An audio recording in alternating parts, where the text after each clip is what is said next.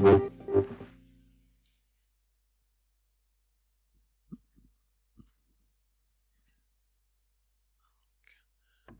dámy, vážení pánové, vítám vás v Centru architektury a městského plánování a vítám vás na dlouho hrající akci Velké změny Prahy. Už dlouho se tady potkáváme, taková tradice s náměstky primátora hlavního města Prahy a bavíme se o opravdu velkých změnách Prahy v tom smyslu, že jsou významné, nějakým způsobem buď mění to, jak Praha vypadá, to své okolí, může se jednat o stavby, může se jednat o infrastrukturu, může se jednat třeba ale jenom o plánování koncepce, které nějakým způsobem ovlivní, co ve městě nacházíme a jak v něm fungujeme, a k tomu fungování se dostaneme právě dneska. Budeme se bavit o digitalizaci. Jedna taková digitalizace je metropolitní plán, to je trošku důvod, proč se scházíme v tomhletom setkání nebo v tomhletom formátu po docela dlouhé době, protože metropolitní plán už se dokončil a teď ho čeká jeho schvalování, takže máme v tomhletom ohledu, dá se říct, skoro hotovo a je to jeden z dílků do digitalizace rozvoje města a my se dnes budeme bavit nejenom o něm, ale budeme se bavit o těch dalších.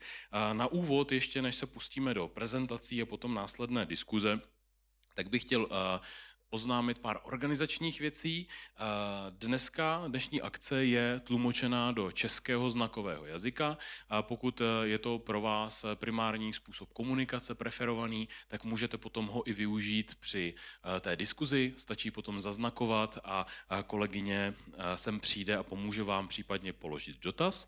Pokud byste chtěli pokládat dotaz jinak, například přes Slido, to znamená napsat textovku, tak můžete přes QR kód, který je tady zobrazený, můžete ho oskenovat, dostanete se do takového jednoduchého formuláře a tam můžete vyplnit ten dotaz, to, na co se chcete zeptat, případně třeba nějaký komentář, já ho tady uvidím.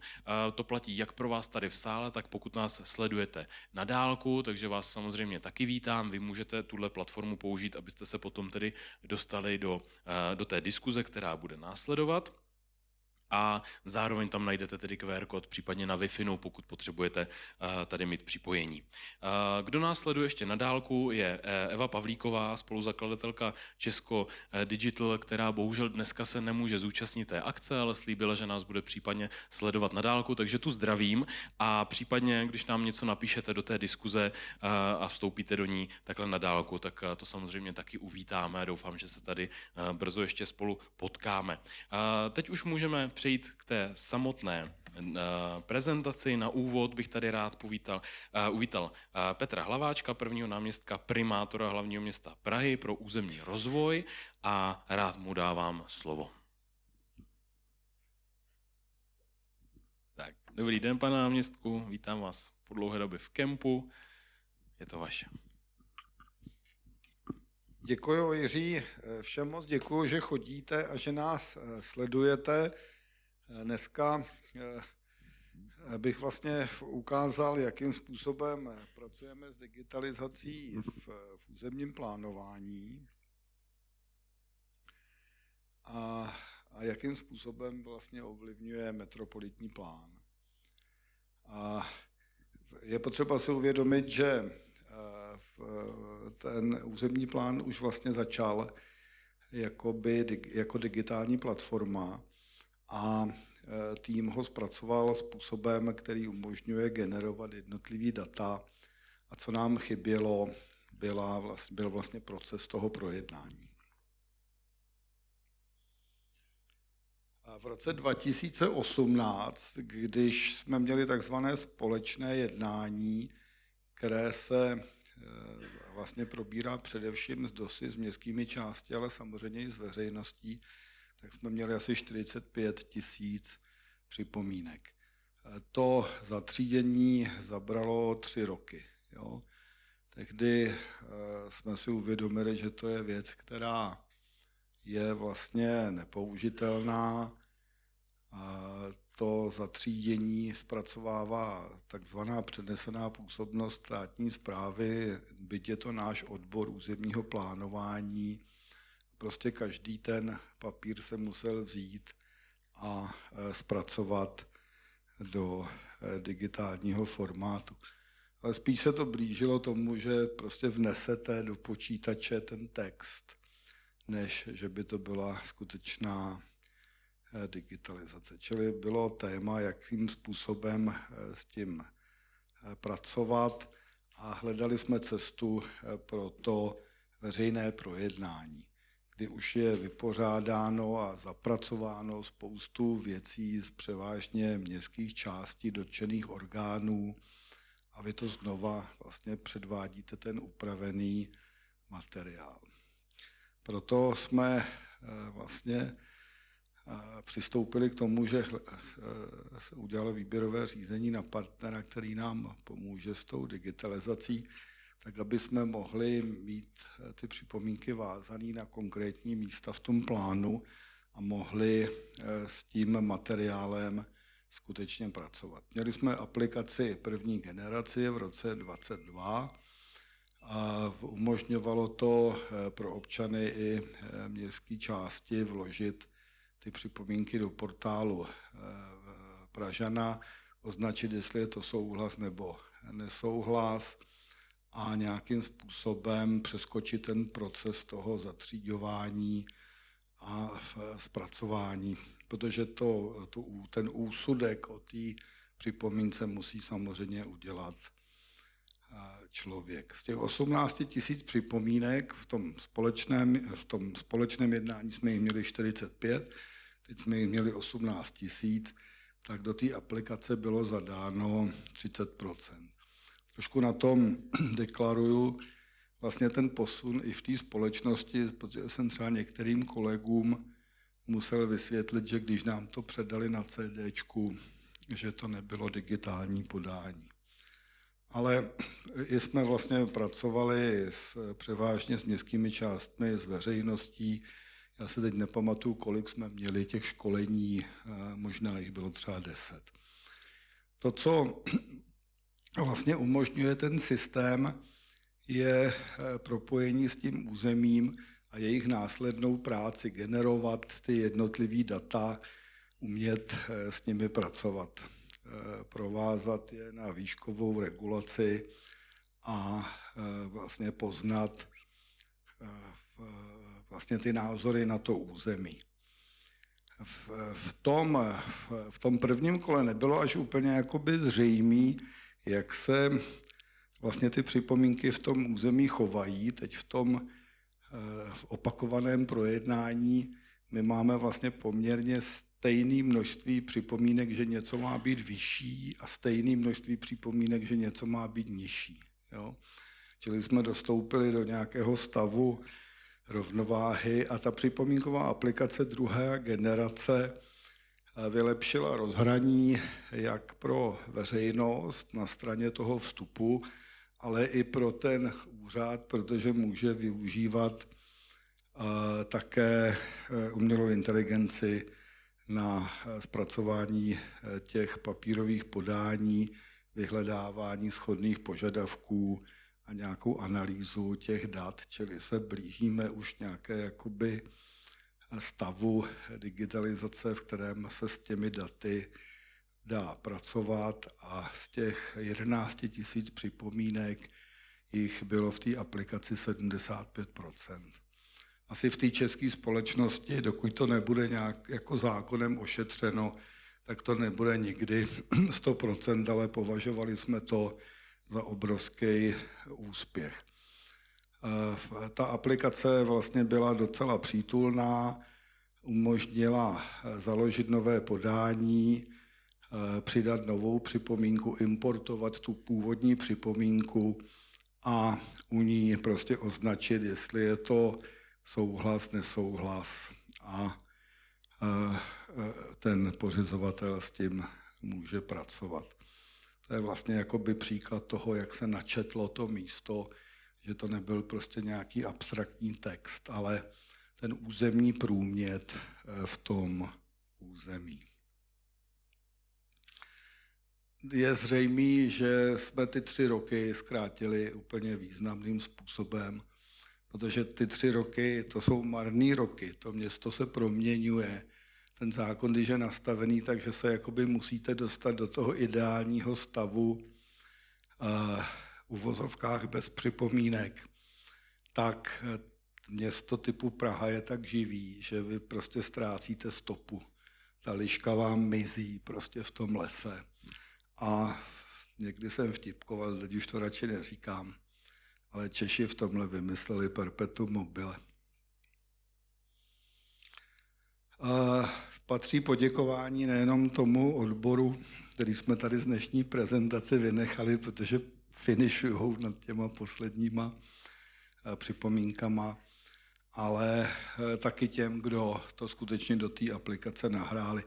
To zrovna myslím, že vy, co jste tady, víte, že tady celou dobu vlastně toho zveřejnění byli přítomni lidi, kteří byli připraveni pomoct ty připomínky nahrát, vysvětlili a předcházelo tomu spoustu školení. Ta práce se určitě vyplatila. Máme jako základ po procesování změn metropolitního plánu v situaci, kdy se nám, jak věřím, podaří ho odsouhlasit. Tak to je za mě všechno. Teď budeme Míra pokračovat v dopravě a pak určitě bude nějaká debata.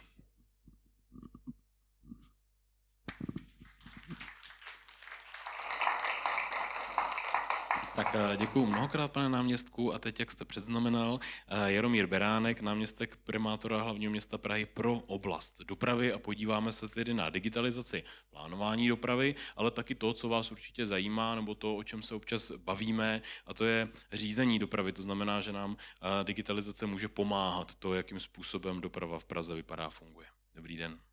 Tak, dobrý večer i ode mě, Jirko, moc děkuji za uvedení.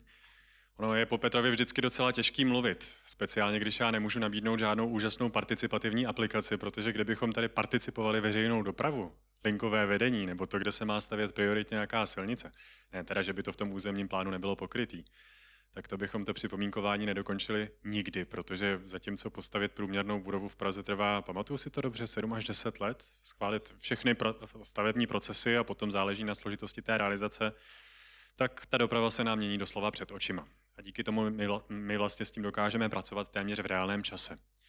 Já jsem hodně přemýšlel, o čem tu dnešní prezentaci budu mít. Dlouho jsme se bavili s kolegy z datové platformy, taky tady máme zástupce další Míra, který bude vystupovat po mně. Přemýšlel jsem i o implementacích v rámci portálu Pražana nebo o práci s umělou inteligencí, protože jak asi víte, teď už to bude, bratru 7 let skoro, co jsme založili společně s ČVUT, Karlovkou a Akademií věd, spolek Prague AI, který nám s rozvojem umělé inteligence a jejími aplikacemi v Praze pomáhá.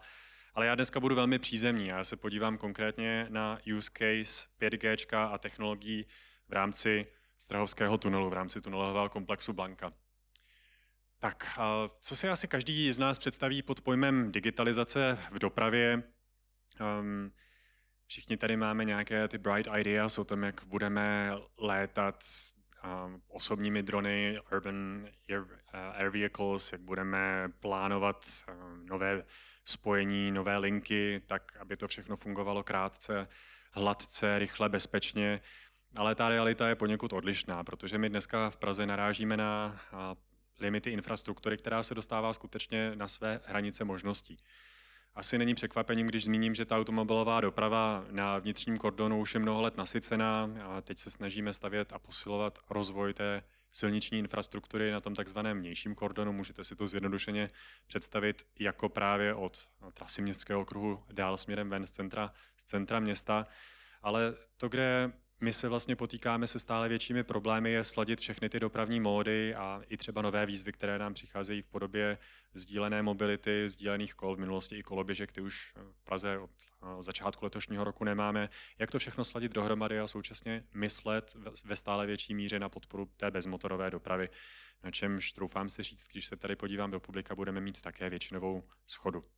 Jinými slovy, pokud dneska pracujeme na implementaci těch nových technologií, tak to využíváme právě k datově řízenému, adaptivnímu a hlavně prediktivnímu systému řízení. Už zde máme poměrně zajímavý pilot při testování umělé inteligence v rámci řízení provozu na pražských křižovatkách, Ale to, kde to na konci dne naráží na limity, není pouze ta infrastruktura, ale i úvahy a způsob fungování jednotlivých úřadů. A Petr už tady zmiňoval přenesenou působnost, já bych mohl navázat vlastně i složky státu, konkrétně Policie České republiky, kde jsou lidé, kteří jsou zvyklí dělat věci nějakým tradičním způsobem a pro ně ty nové technologie často, než se s nimi seznámí a než jim začnou důvěřovat, mohou být během na několik let, skutečně na velmi dlouhou trať.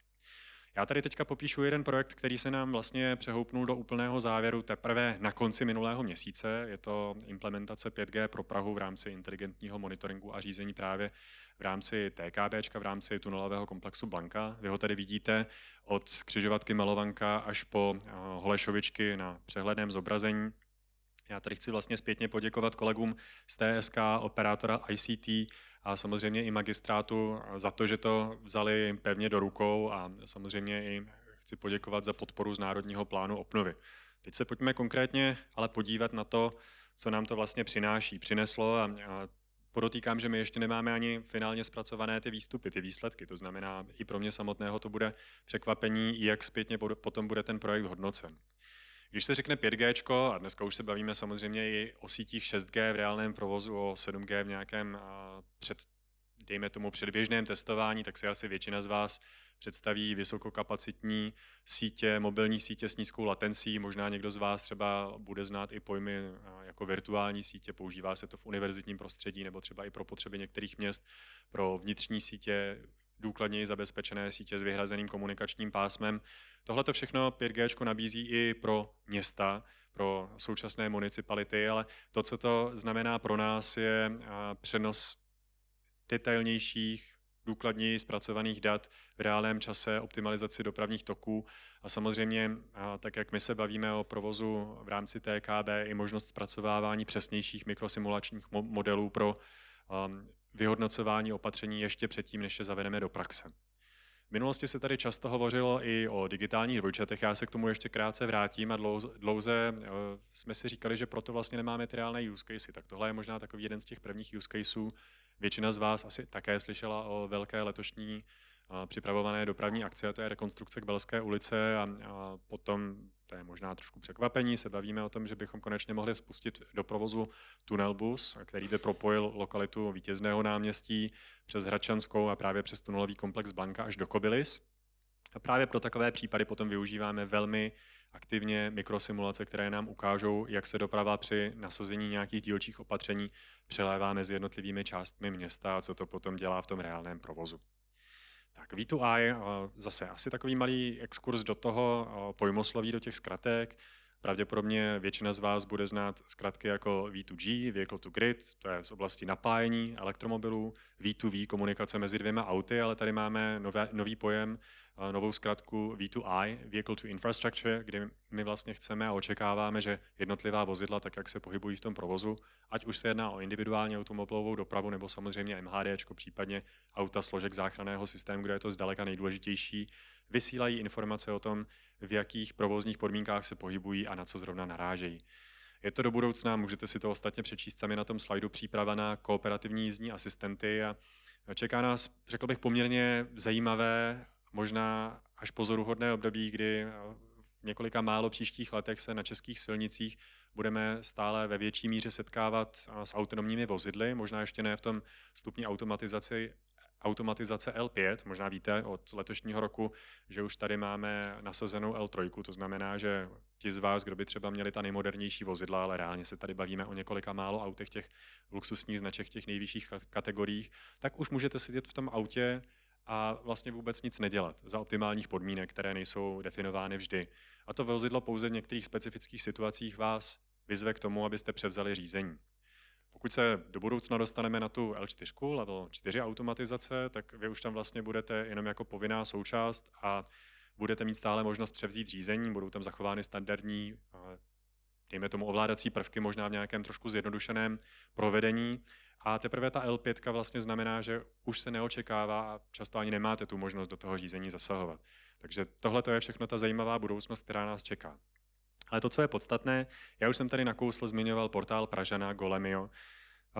Pro nás to znamená, že my díky těmto datovým sadám, díky těmto spoustám, hromadám dat jsme schopni potom dále plánovat lepší opatření nejenom pro tu individuální automobilovou dopravu, ale zejména potom pro to MHDčko. Jaké výzvy nás potkaly během implementace tohoto projektu, tak asi si všichni dokážete také představit, že nasazování rádiových technologií do tunelového prostředí, to je poměrně složitá chytristika. Asi víte, jak se pokrývalo pražské metro 4G, později 5G signálem, že se tam instalovaly vyzařovací kabely, což je taky nějaká specifická technologie. Pro nás, jak jsem říkal, to není podstatné proto, abychom zde měli kvalitní pokrytí signálem pro individuální využití, ale abychom s tím mohli pracovat dál. No a teďka ty současné překážky a současné výzvy, my bychom to vlastně rádi viděli už ve větší míře v tom reálném provozu, ale zatím, pokud bychom se bavili o konkrétních vozidlech, která jsou k dispozici na trhu, tak jsou to, protože ten projekt měl nějaké parametry, vozidla pouze od výrobce Volkswagen, ani ne v rámci celého koncernu, což je škoda, protože kdybychom se bavili o Škodovkách, tak těch je na českém trhu, v českém provozu více než dostatek. Ale doufejme, že v těch příštích letech se i toto změní a že potom ta data budeme moci využívat nejenom pro to aktuální řízení, ale skutečně i pro zpětnou vazbu o stavu vozovek, stavu komunikací. Ale i to, vlastně třeba technická správa komunikací už v posledních několika letech poměrně aktivně řeší, kdy využívá třeba nástroj Vialytix od německého výrobce pro monitoring stavu vozovek a my díky tomu jsme potom vlastně schopní i díky těm chytrým prediktivním modelům lépe naplánovat údržbu a dlouhodobou správu vozovek. No a v neposlední řadě, kam směřujeme do budoucna, tak já jsem tady jako nějaké klíčové slovo, klíčový pojem na začátku zmiňoval, že usilujeme v Praze o podporu udržitelné mobility. Možná víte, že v roce 2030 nám vstoupí v účinnost směrnice o kvalitě vnějšího ovzduší, která nám poměrně dramaticky zasahuje do toho, jaké bychom měli plnit cíle z pohledu imisních limitů v Praze, ať už jsou to ty známé prachové částice PM2,5 nebo PM10, anebo samozřejmě oxidy dusíku a v neposlední řadě i CO2, emise oxidu uhličitého, k jejich snižování se Praha zavázala i v přijatém klimatickém plánu, který se snažíme nejenom my dva tady s Petrem, ať už se jedná o budovy, které mají v některých případech docela překvapivě vysoké emise, nebo obecně stavebnictví, tak zejména potom doprava, která v tom městském prostředí je zdaleka největším polutantem, tak se to snažíme nějakým způsobem adresovat a já pevně doufám, že v kombinací opatření, ať už to bude právě chytřejší řízení dopravy, anebo třeba zavádění nízkoemisních nebo zcela bezemisních zón a lepším vymáhání těch platných pravidel do budoucna docílíme toho, že se všichni po městě budeme pohybovat nejenom efektivněji, ale i ekologičtěji. Tak abych to uzavřel, opět máme to tady před sebou. Digitalizace sama o sobě není cíl, ale je to nástroj, je to prostředek, který nás vede k tomu, abychom do budoucna po Praze mohli cestovat efektivněji, spolehlivěji, bezpečněji a v neposlední řadě možná i třeba v některých případech levněji, než je tomu v současnosti, protože všichni víme, že tak jak se dneska potýkáme s politickou nestabilitou na globálním trhu s ropou, tak to je věc, která nás trápí, která nás provází a možná i s tou postupnou digitalizací a přechodem na nízkoemisní nebo zcela bezemisní, lokálně bezemisní pohony budeme schopni čelit těmto novým výzvám. Tak tolik ve stručnosti za mě. Ta prezentace byla více technicistní, ale já doufám, že potom v té druhé debatní části budeme mít lepší příležitost se dostat k těm opravdu žitým, reálným věcem a nejenom k těm velkým vizím. A teď zase bych si dovolil předat štafetu dál, vrátím mikrofon Jirkovi, aby uvedl dnešního posledního speakera, který vás seznámí s nějakými zajímavostmi o datové platformě. Tak děkujeme za prezentaci. Tak, náměstek Jaromír Beránek a nyní se podíváme na práci, která stojí za Golemiem, to už tady dneska zaznělo. Pokud máte rádi data, pokud vás zajímá to, co vlastně Praha představuje při pohledu, nebo jak vypadá v číslech, tak Golemio je platforma, která skutečně jako je v tomhle ohledu velice zajímá a vy se tam můžete podívat na to, jakým způsobem vypadá opravdu ta realita toho města. Říkám to hlavně z toho důvodu, že se můžete často potkat na internetu v nějakých diskuzích s někým, kdo tvrdí, jak něco je.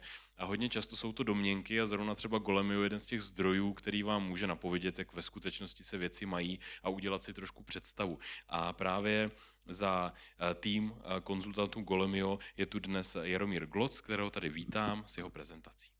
Dobrý den. Dobrý den, děkuji. Dobrý večer, dámy a pánové. mám téma, jak vlastně data nám zjednodušují komunikaci, nám, běžným občanům, s městem. Jsem nad tím přemýšlel, že já jsem vlastně taky město, vlastně jsem taky úředník, tak trochu. A přemýšlel jsem, jestli vlastně jako já, i když mám nějakou tu zkušenost,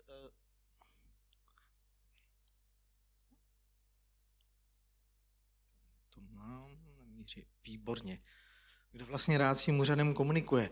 Já vlastně taky moc nerad, teď jsem zrovna třeba něco řešil, ohledně uzavírky v ulici a přesně vymyslet, komu napsat, jak to napsat, koho se zeptat. Mně vlastně v ten okamžik došlo, že úplně nejlepší je, když já s tím městem komunikovat nemusím. Když vlastně ten servis toho města je tak skvělej, že já vím všechno, co potřebuji vědět, já ty data mám tam, kde je potřebuji vědět, já ty informace mám všechny, kdy okamžiku, kdy je potřebuju, jak je potřebuju. A já vlastně chci, aby to město mi dělalo tenhle ten neviditelný support. A to by bylo úplně to nejlepší. Samozřejmě je spousta caseů, kolegové tady o nich taky hovořili, kdy se té komunikaci nevyhneme, ale abych vám vlastně tady strašně rád ukázal nějaký 2 příklady, ve kterých si myslím, že my jako Praha už jsme opravdu tak daleko, že opravdu my už jako nevyžadujeme, aby jsme museli s tím městem komunikovat. Toto město nám dává plný support a zařizuje nám ty věci tak, jak funguje, a zařizuje nám to na základě dat. Tak, zkusím rozjehnout tuhle krabičku. A prvním příkladem, ve kterém opravdu v Praze hrajeme světovou ligu, a já se teďka nebavím o nějakých studiích, o nějakých pilotech, už se bavím o skutečném, reálném použití. Většina z vás se sem asi dostala městskou hromadnou dopravou a už jste na tohle narazili. Možná to používáte, ani o tom vlastně jako nepřemýšlíte, že to je nějaká služba města, že to je vlastně nějaký komunikace mezi vámi a městem. O to divně jízdní různé třeba předevčírem novinové titulky, kdy Ústecký kraj najednou má zakázáno publikovat jízdní řády veřejné hromadné dopravy ve svém kraji občanům, protože dodavatel jejich těchto dat jim to zakázal a tyhle ty data v tenhle okamžik oni nemůžou publikovat. Nám to už přijde možná jako samozřejmost, my jsme v tom opravdu hodně ještě daleko dál, ale stále je to téma. A v Praze opravdu si pojďme ukázat, jak jsme na tom a jak jsme dobří.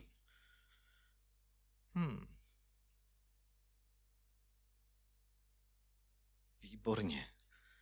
Takže každý dopravní prostředek, který tady v Praze používáte v městské hromadné dopravě, my do datové platformy Golemio dokážeme o něm sesbírat, kde zrovna teďka aktuálně je.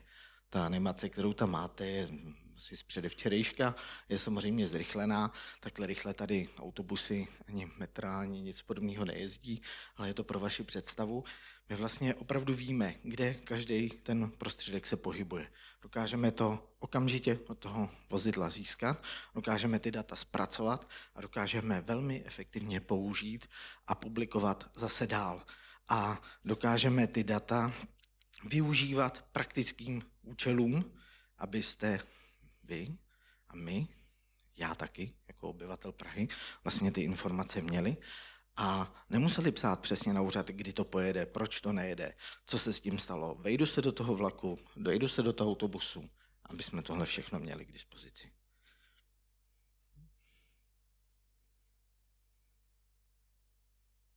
Mám tady... Tak, když už data máme, asi jste si všimli, poslední dobou rostou jak houby po dešti po Praze, dostáváme je k vám. Dostáváme je k vám tak, že už dneska, já když jsem byl malý kluk, učil jsem se nazpaměť, kdy jede která tramvaj, kdy jede který vlak, abych jako věděl, že mám jako přijít, věděl jsem, jak to funguje dneska. Dneska už to nepotřebuji. Dneska prostě přijdu na zastávku, já to vidím, já se to dozvím. Když se to nedozvím tady z panelu, mám ještě alternativní cesty, ale já to prostě vidím. A to, co je tady jako dobrý pozor, to nejsou jízdní řády, to, co vy vidíte dneska na zastávkách. To je skutečná realita a to jsou skutečný data o tom, kdy se k vám ten dopravní prostředek doopravdy dostane. A to je přesně proto. My víme, jestli je zpožděný, my víme, jestli třeba bude mít 3-4 minuty, my vám dokážeme tyhle ty informace dodat online, real time, na místo, kde je potřebujete. Jedním z těch míst jsou třeba zastávky, nebo teďka nejnovější věc, kterou jste možná zaznamenali, jsou přestupní panely přímo ve vozidlech, vyjedete autobusem, víte, že někde na další zastávce máte přestupovat, víte, že přestupujete na tramvaj 14, potřebujete vědět, budu tam mít čas, nebudu tam mít čas, stihnu to. Takže už teď se vlastně dokážete dostat tu informaci okamžitě o tom, jestli vlastně jako stihnete ten přestup, nebo nestihnete, nebo případně jak dlouho budete na té zastávce čekat, než vám ten spoj přijede. Nějaké 3 ukázky toho, jak ty informace mohou vypadat. Ještě bych tady vypíchl jednu důležitou věc, a možná jste si ji všimli, pozornější z vás, a to je o tom, že nejenom, že my máme ty informace online o tom, kde který prostředek je, ale my dokonce už dokážeme k těm lidem dostat i okamžitý informace o nějakých mimořádnostech.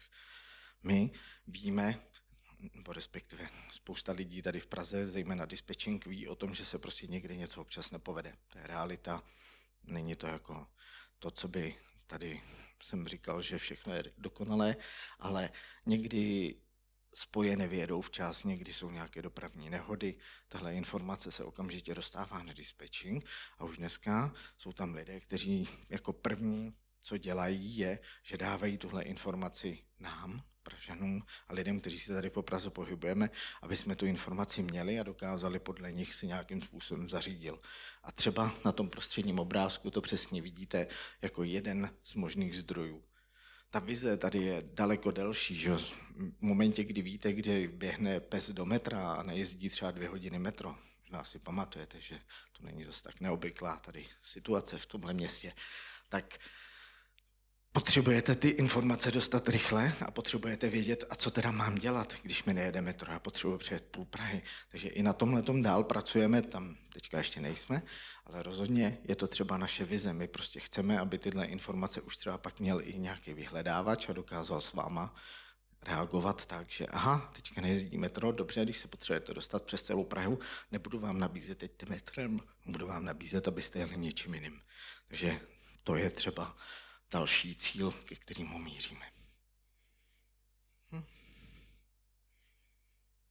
Tak. Kromě těch panelů asi znáte naši aplikaci Pidlítačka, naši tím teďka myslím operátor ICT. V téhle aplikaci je vyhledávač, kterýmu my říkáme intermodální vyhledávač. Jenom by mě tak zajímalo, můžete mi tak pokusně zvednout ruce, kdo z vás tenhle vyhledávač používá, tamhle vpravo vidíte, jmenuje se to rozšířené vyhledávání a když to máte přepnutý, tak vám to funguje. Můžete mi zvednout ruce? Já jsem si to myslel. Pro mě je to často už jako nejlepší pomocník na hledání cesty v Praze, ale zjišťuju, že to právě spousta lidí nezná, tak tohle berte třeba jako takovou osvětu. Tohle je z mýho pohledu perfektní věc v tom, že přesně pracuje s těma online informacemi. Na prvním obrázku to krásně vidíte. Ten spoj, kterým já jedu nebo kterým chci jet, má zpoždění. To se občas stává i ve skvělém městě, jako je Praha. A samozřejmě, když chci přestoupit, tak normální vyhledávač se zpožděním nepracuje. Ten prostě ví, že podle jízdního řádu tam mám být ve 14, takže úplně v pohodě musím stihnout ten autobus, co tam bude ve 20. Že jo? Jenže, nebo to metro, můj autobus má 15 minut zpoždění. Já to vím, protože ho sleduju, mám jeho pozici, předpokládám a mám nasazený nějaký chytrý algoritmus o tom, že to zpoždění moc nestáhne. A vím, že prostě přijedu o 15 minut později a v ten okamžik už nemá cenu doporučovat tomu cestujícímu, že stihne metro, který jede ve 20. To je zbytečný. To víme, že nestihne a proto velmi jednoduše odhadnu příjezd, naplánuji nějaký další metro.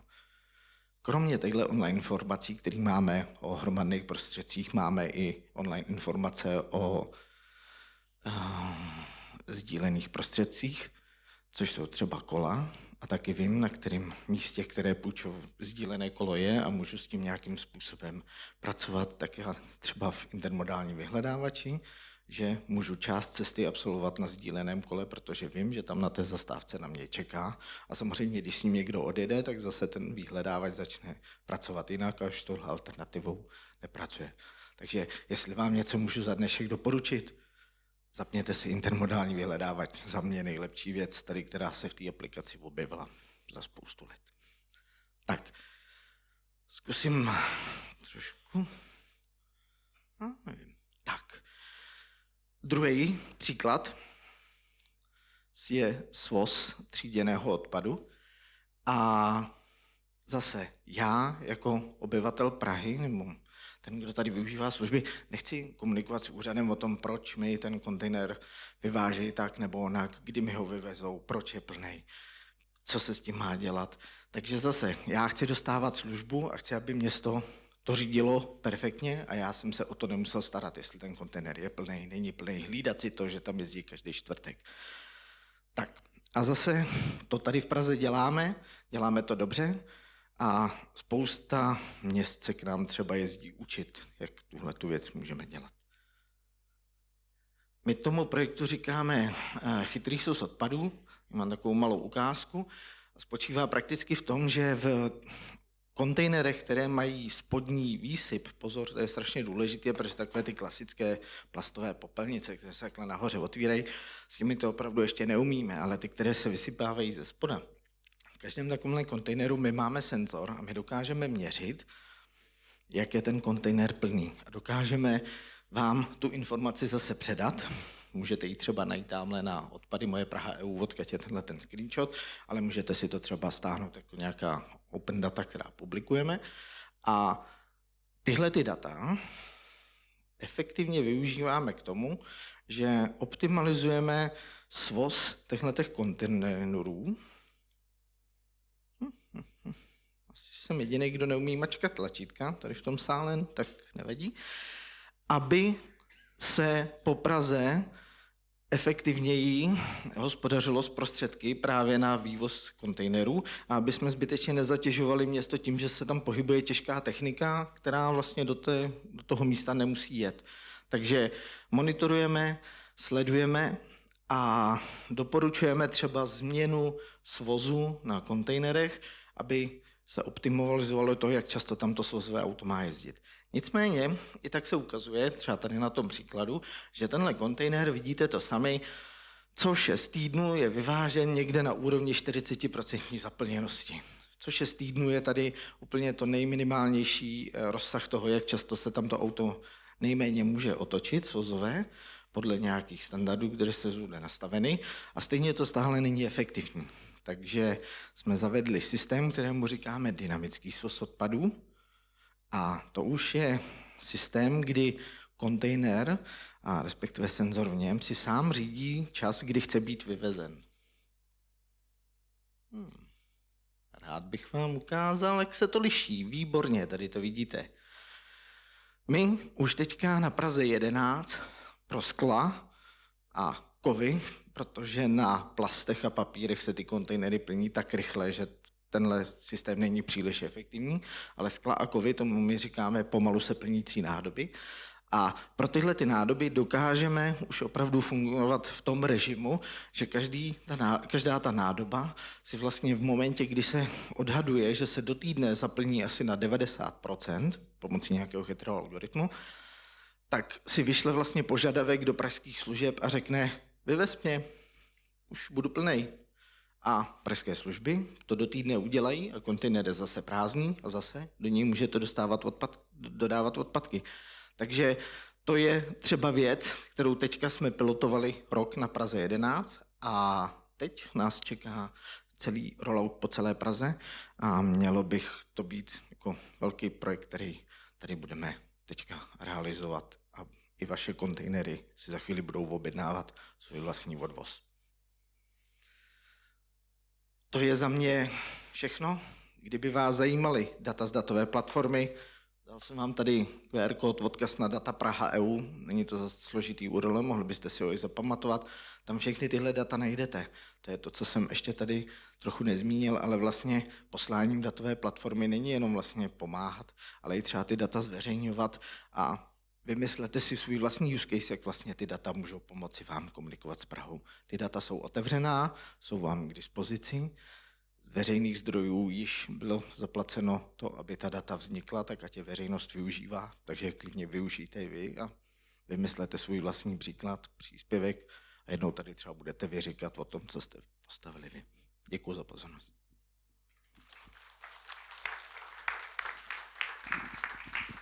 Tak děkuji mnohokrát, pane Gloci, já vás rovnou pozvu, jestli byste se sem posadil tady do diskuze.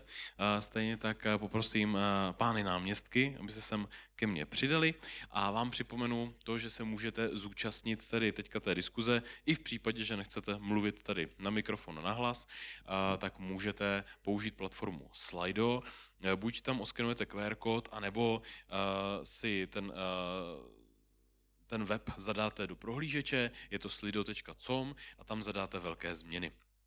Dostanete se do takového jednoduchého formuláře a můžete tam vyplňovat ty dotazy, ale pokud jste s námi tady v sále, tak stačí potom zvednout ruku a kolegyně vám podá mikrofon a budete si s námi moc tady povídat, budeme moc probrat to téma digitalizace zevrubně a zároveň taky připomenu ještě, že tam je odkaz na přepis, to znamená, že pokud byste chtěli mít ten přepis v mobilním zařízení, třeba kvůli tomu, že na to lépe uvidíte, nebo že si chcete odběhnout, můžete si ten přepis dát i do telefonu. Takže děkuji mnohokrát, pánové, za vaši prezentace, za vaše příspěvky, za to, že jste otevřeli tedy to téma digitalizace v kontextu hlavního města Prahy. Vůbec samozřejmě ten poslední příspěvek, tak ten už ukazoval hodně těch praktických aplikací, to, co skutečně my můžeme potkávat v tom dennodenním životě.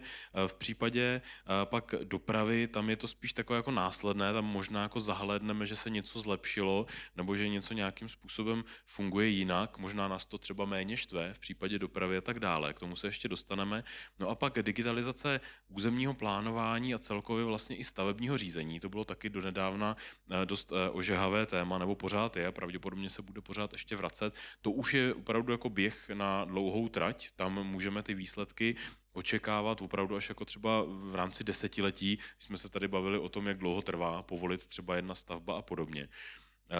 Co my si vlastně slibujeme, pane Hlaváčku, v případě té digitalizace metropolního plánu, že to pro nás bude znamenat v tom běžném životě lidí? Je to něco, co už dneska můžeme vnímat jako nějaké zjednodušení, ať už já nevím, třeba dejme tomu toho, jak participujeme, nebo to, jak budeme moci sami se třeba účastnit toho víceméně vstupu na ten realitní trh a tak dále. Je to něco, co si můžeme jako veřejnost pochvalovat a těšit se na to, anebo máme jenom spolehnout se na to, že vám jako někomu ve vedení města to usnadní do budoucnosti jeho rozvoj? Je to i něco, co můžeme my jako obyvatelé města využívat a vnímat? Co nám to přinese? Takhle, já jsem z generace, která ještě chodila tady na útvar rozvoje města, bývalý IPER, pro kopii katastrální mapy za 50 korun, myslím to bylo, a úplně v první fázi jsem od toho musel mít ještě povolení vedoucího, mám pocit. Jo. Čili jako z mýho pohledu je ten jako posun úplně radikální od netransparentního jako překážkového běhu a ten cíl s metropolitním plánem je vlastně takový, že vy si ťuknete na ten pozemek a získáte vlastně veškeré informace. Jo. V tom stávajícím plánu, který už jako je v tom počítači, tak stejně je velké množství příloh, které musíte jakoby načítat a dost často ty přílohy potom tvoří nějaké překvapení, že něco nejde, byť v tom jednom vejkrese to jakoby jde. Jo. Takže to je jakoby uživatelsky přívětivý a k tomu, jak jsem říkal, že to město je dynamický, jo? Že teď vlastně dost často se objeví v novinách, že se v Praze jakoby nic neděje. Já jsem zastánce filozofie, že děje. Jo? A vy musíte procesovat změny toho metropolitního plánu a musíte jako procesovat transparentně, tak aby o nich všichni jakoby věděli. A tohle je něco, co k tomu jakoby přispěje. Takže ten metropolitní plán, pokud jste se nikdo nikdy nesetkali s územním plánem do té doby, což jste pravděpodobně nemuseli, pokud jste třeba něco nezdědili, nekupovali nebo nestavěli, tak jste se o to vlastně prakticky nemuseli zajímat. A viděli jste potom metropolitní plán, tak to nebylo nějaké šokující zjištění, že takovouhle věc máme. Není to jako když člověk vidí třeba 3D model Prahy nebo nějakou pokročilou videohru, tak není to úplně něco šokujícího. V pozadí samozřejmě jsou zajímavé věci, ale i tak metropolitní plán trošku předběhl svoji dobu v rámci toho, co je standardem v rámci České republiky. To znamená, stavební zákon jako takový úplně nepočítal s tím, že něco jako metropolitní plán bude existovat, musel se tomu trošku přizpůsobit a následně se přizpůsoboval metropolitní plán. My víme, že v Praze, co se týče dat, ať už to, co jsme viděli v rámci Golemia, nebo to, co třeba tady kolegové v té naší jako mapové sekci mají za data, to, co mají k dispozici, víme, že je vlastně trošku dopředu oproti tomu, co vůbec Praha je schopná využívat v ulicích. Jak moc jsme napřed vůči tomu, na co je schopný reagovat stát, aby my jsme byli opravdu naplno schopni využívat všechny ty naše prostředky, třeba i právě to, jak funguje metropolitní plán a nezdržoval nás třeba přístup státu ke stavebnímu zákonu. Jsme moc napřed, nebo jsme inspirací? Takhle, to je dvousečný, jo. Jirka 4 roky je nemocný nebo nějak nemohl. Já jsem ho dneska viděl, nebyl vůbec nemocný. Nemohl přijít. Když má možná nějakou práci, já ho prásknu, dneska vypadal zdravě teda. Kdyby tady byl, tak by vyprávěl jako příběh o tom, jak vlastně být jako napřed, jak se to správně řekne tím cizím slovem, pionýrem. Není úplně vždy výhodný, protože třeba u digitální technické mapy Praha a IPR byla hluboce napřed, což znamenalo, že se to bude dělat jinak podle někoho jiného. Jo? Ale bude to aspoň pro všechny a bude to nějak jako smysluplný. Jo? Čili být úplně jako průkopník není vždycky úplně vyhraná bitva, může to znamenat nějaký zpětný ráz. A co jenom chci říct, co je důležitý, v čem si myslím, že v tom myšlení jsme jakoby napřed a bude potřeba to nějak upravit, a to je v tom myšlení o tom, že se sleduje celý ten region. Jo? A proto se ten plán jmenuje metropolitní, byť vlastně metropolitní není, protože to je reziduum nějaký jako původní myšlenky, že se to připravuje pro celý region. Ale není to jako, nevzdali jsme to, i jako na základě objednávky Ministerstva pro místní rozvoj zpracoval v generel regionu, který je na stránkách IPRu k nalezení. A tam vlastně vidím jako veliký prostor pro tu digitalizaci a to digitální řízení, protože všechno, co nás trápí, ať je to doprava nebo školství, je nějak vo vztahu mezi vlastně tím regionem a městem. Protože ten život se neptá na tu hranici toho města, ten se jako svižně tu hranici přejíždí a nikde nehlásí, jako ve středověku právě jsem projel tou branou, pozor. Jo? Čili a ten materiál, když se na něj podíváte, který tady kolegové z IPRu, který s tím plánem získali obrovskou jako erudici, zpracovali, tak ten právě třeba pracuje s datama mobilních operátorů a ukazuje ten pohyb v tom regionu úplně jinýma očima, než nějaký sčítání sympatického důchodce, který sedí na křižovatce, jo? Protože právě vidí celou tu dynamiku. A tam si myslím, že ta společnost má velkou jako rezervu a v budoucnost pro tyhle ty technologie, aby jsme lépe poznali ten organický život. Se ptám pana náměstka Beránka, protože teď jsme nakousli právě ten vztah Prahy a té metropolitní oblasti hlavního města, protože Praha, když vidíte metropolitní plán, tak za hranicemi metropolitního plánu není Bílo. Tam skutečně jako je hustě zastavěná část Středočeského kraje a dopravně to na sobě jako vyloženě závisí. Opravdu jako by ta dopravní zátěž, můžu říct zátěž, protože Praha musí obsluhovat, jako denně do ní přijíždí přes 300 000 lidí a samozřejmě většina jich přijíždí nějakým dopravním prostředkem, ať už autem nebo vlaky. Právě třeba železnice je pro nás velice kritická. Po dostavbě tramvaje do Zdib samozřejmě to bude i tramvajová doprava, to samozřejmě je jasné. Ale co se týče právě třeba té železnice, tak my najednou vnímáme nějaké vazby. Co se týče právě sledování třeba dat mobilních operátorů nebo sledování těch dat, které teďka byly prezentované právě třeba z pohledu Golemia, podařilo se nám už v minulosti nebo v té blízké minulosti rozlousknout nějaký problém dopravní, který do té doby třeba jsme nebyli schopni efektivně řešit, nebo nám odpověděl na nějakou otázku, co je vlastně potřeba, aby jsme efektivně dokázali dopravně komunikovat se Středočeským krajem, protože vy jste to na začátku zmínil, doprava jako je silně subjektivní žánr. To opravdu jako každý máme pocit, že ji rozumíme, každý na ní máme nějaký názor a individuální automobilová doprava je opravdu ta diskuze o ní je opravdu obětí toho, že se dotýká každého z nás v ten den nějak v nějakou hodinu, ačkoliv veřejná doprava na tohle to tolik netrpí. Podařilo se nám díky těm současným metodám a datům nějak trošku rozlousknout to, jak funguje doprava třeba právě mezi Prahou a Středočeským krajem. Děkuji za tu otázku, ona je hodně komplexní. Já nemám úplně přímočarou jednoduchou odpověď, ale spíš bych se podíval na konkrétní příklady, kde se to daří. Protože my díky tomu, že máme právě a pracujeme s daty od mobilních operátorů, ale současně třeba nasazujeme i do vozidel MHD sčítače cestujících a v kombinaci těchto dvou faktorů víme poměrně přesně, v jakých směrech, v jakých relácích je jaká dopravní vytíženost, tak díky tomu umíme lépe plánovat kapacitu třeba na příměstské železnici. Na druhou stranu je fér dodat, že my máme omezenou délku nástupišť a už teďka vlastně víme, že když budeme nakupovat nové vlaky, tak nemůžeme nakoupit vlaky o takové délce, jaké by pro Prahu a Středočeský kraj byly optimální. Tak to je jedna příkladová vrstva. Další příklad, který bych uměl najít, tak v minulosti se třeba rozdělování příjmů z tržeb z jízdného mezi Prahou a Středočeským krajem řídilo pomocí nějakého dadu, pomocí nějakého vzorečku. A opět my dneska víme mnohem přesněji, jací cestující odkud kam jezdí a jaké zhruba ty tržby by měly být rozdělovány mezi jednotlivé dopravce. Asi víte, že od srpna loňského roku už v Praze a ve Středočeském kraji na většině příměstských autobusových linek není povinný nástup těmi předními dveřmi u řidiče, tak jak to bylo v minulosti, za což já jsem osobně strašně rád, protože to velmi významně zrychlilo odbavení cestujících a ve výsledku to pomáhá i efektivitě a úspoře finančních prostředků a nepotvrdily se nějaké prvotní obavy, že by tady byl prudký nárůst nerespektovanosti jízdného, prudký nárůst tarifní nekázně. Takže my díky zase tady dodatečné datové vrstvě víme, jak lépe a přesněji rozdělovat ty příjmy z tržeb mezi jednotlivé dopravce. A možná nějaký další příklad, který bych mohl zmínit, tak zase my víme, v jakých relacích lidé třeba dojíždějí individuálně automobilovou dopravou a kde nám chybí kapacitní železniční nebo obecně kolejová doprava.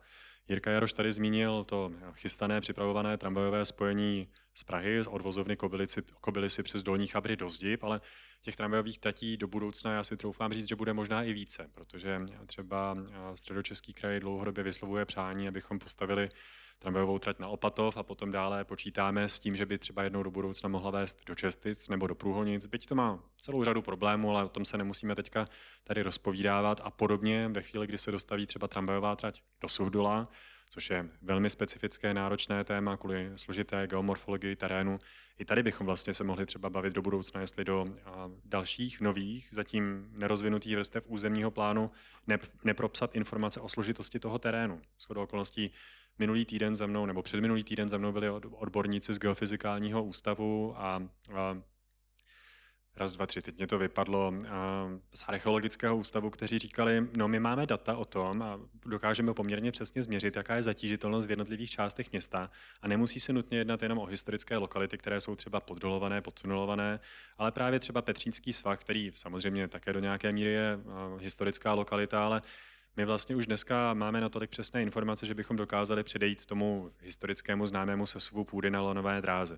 To znamená, i tohle my vlastně dokážeme promítnout jako data do nějakých dlouhodobě zpracovávaných vrstev. Já jsem tu myšlenku nedokončil, to se mně stává velmi často. To znamená to taky.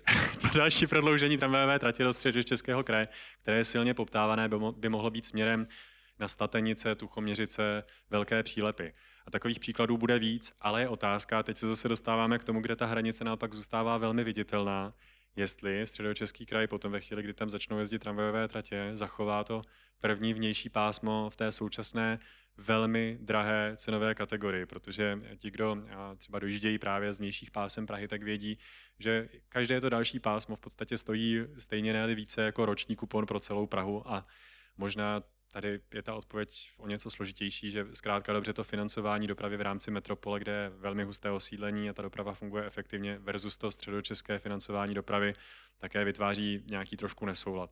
Byť, a tady bych se možná přiživil u Petra, my tady pro Prahu máme také plán udržitelné mobility Prahy a okolí, to znamená, jdeme vstříc té metropolitní oblasti a i vlastně při čerpání evropských prostředků, třeba z programu integrovaných teritoriálních investic nebo nástroje, tak právě pracujeme s pražskou metropolitní oblastí jako širším územím.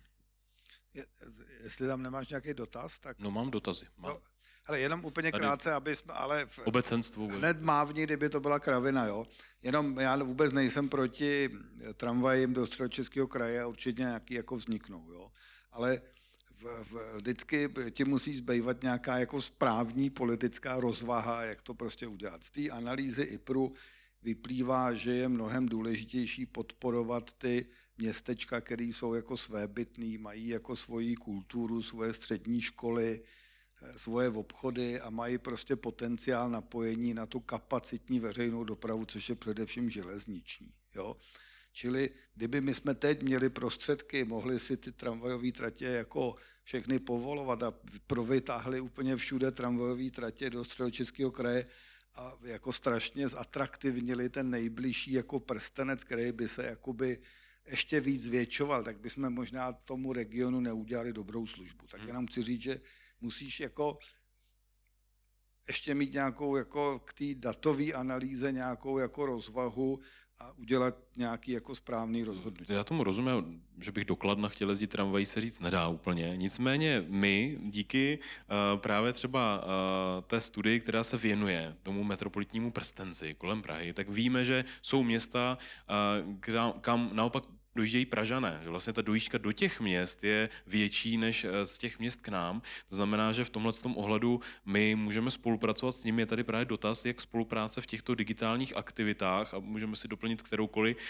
z těch rovin, ve kterých jsme tady dneska mluvili, jak spolupracujeme s těmi jinými městy. To znamená, že právě třeba tato jakoby opravdu jako exponovaná vedlejší sídla, jako je právě třeba Kladno, tak jakým způsobem my s nimi spolupracujeme, protože vlastně my máme spoustu dat, která jsou pro ně atraktivní a oni nemají prostředky, personál na to je třeba získávat, tak jakým způsobem tohle sdílíme a jestli to sdílíme.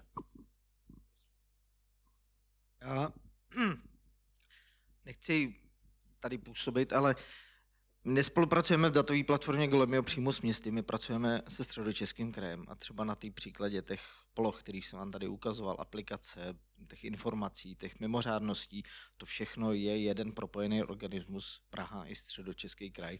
Funguje to podle mě skvěle. Jsem moc rád, že vlastně jako v těchto dvou oblastech se ty dva kraje dokázaly takovýmhle perfektním způsobem domluvit.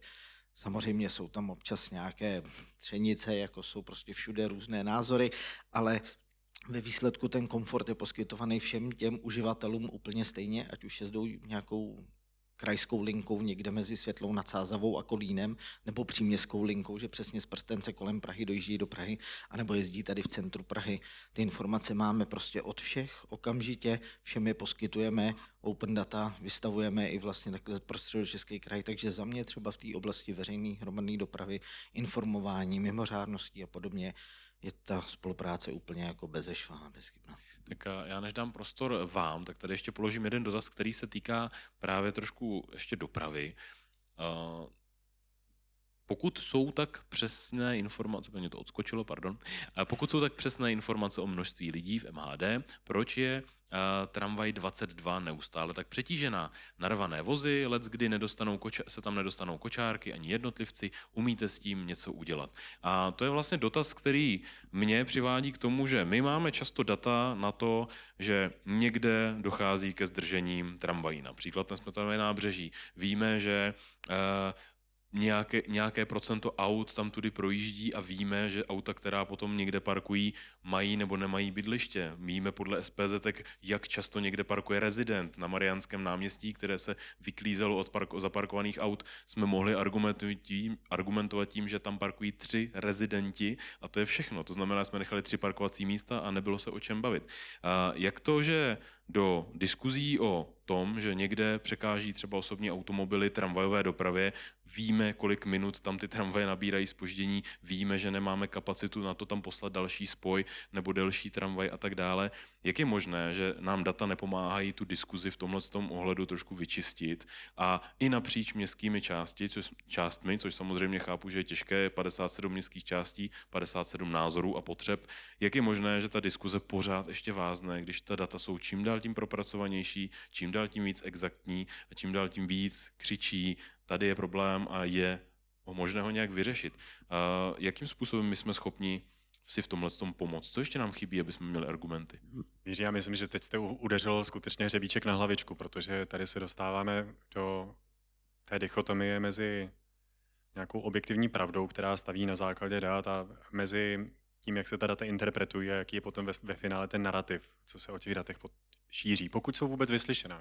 A to je možná ten základní a nejdůležitější problém, protože my, když třeba prezentujeme nějaká data, tak tomu naslouchá určitá užší skupina obyvatel, ať už odborníků, nebo třeba nadšenců, nebo i laické veřejnosti, pro které jsou ty informace zajímavé, ale potom z toho vyjde ve finále nějaká zkratkovitá informace ve sdělovacích prostředcích, v médiích, ať už v printu nebo na onlineu, a lidé si z toho odnesou často ve finále ještě něco úplně jiného, speciálně pokud jsou v kontaktu s těmi svými lokálními zastupitelstvy na libovolné z těch městských částí, které samozřejmě říkají, podívejte se, ten magistrát štve proti nám, my tady máme nějaké své lokální zájmy, potřebujeme dostávat naše děti tady do takové nebo makové školy nebo zaměstnance pracující do nějakého většího podniku, byť těch zrovna v Praze tolik není, nebo obsloužit dobře nákupní centrum nebo nějakou polikliniku. No, já bych se hodně přimlouval za to, abychom vlastně si všichni ta data mohli v praxi ošahat. A jedním z takových důležitých kroků, který dlouhodobě chystá operátor, byť jsme se zatím stále nedočkali té realizace v reálném prostředí, je Smart Track Center, Space, který by měl sloužit jako prezentační centrum, v podstatě jako takový menší kemp, zaměřený pouze nebo primárně na práci s daty, na jejich vysvětlování veřejnosti a osvětu i třeba právě ve vztahu k zastupitelům nebo zástupcům městských částí a třeba i právě té odbornější veřejnosti z řad zástupců městských společností. A jinak možná ještě bych se jako velmi rychle vrátil k té 22, protože to je zrovna velmi zajímavý příklad. Je to opět kombinace více faktorů, proč to třeba nejde tak jednoduše, byť bychom si to možná všichni přáli. Takový asi jako nejzákladnější limit, špunt, je severojižní magistrála, kde máme v dlouhodobém teďka fungování nastavený cyklus řízení semaforů 80 sekund. To znamená, po těch 80 sekundách my víme, že nám projedou 2 tramvajové soupravy, respektive v tom modernějším podání už 2 nové více článkové tramvajové vozy v každém směru a to je všechno. To znamená, my i ty jízdní řády dimenzujeme podle tady toho špuntu, podle nějakého nejužšího hrdla. Jasně, můžeme se třeba bavit o tom, že bychom ty tramvaje o něco prodloužili, ale to už bychom museli přestavovat v mnoha místech Prahy nástupiště, nebo že bychom je o něco zrychlili, aby tím kritickým úsekem projeli rychleji. A to bychom zase třeba v těch městských ulicích museli zvýšit 50 pouze pro tramvaje specificky na 60 či vyšší kilometrovou rychlost. Ale třeba v Ostravě se tohle podařilo v posledních letech, tam nakupují tramvaje nově na 80 km, v reálném provozu jezdí 70.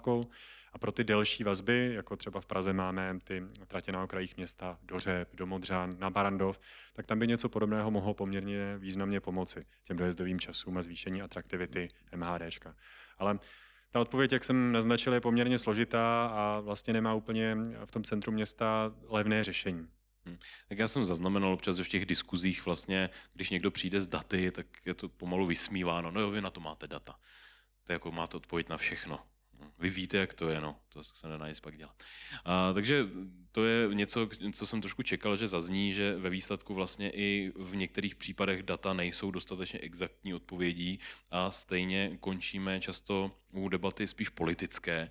A já se zeptám vás, jestli máte nějaký dotaz. Dobrý den.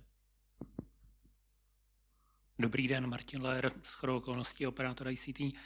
Rád bych se zeptal všech 3 pánů na jednu věc. Viděli jsme tady dneska nějakou digitalizaci datovou, viděli jsme digitalizace datové procesní v případě toho velkého plánu. Co z vašeho konkrétního pohledu Praze jako městu teďko chybí nejvíc, to znamená z toho vašeho úhlu? A bavme se o věcech, které jsme schopni jako Praha ovlivnit, tedy nikoli přenesená státní správa a podobně.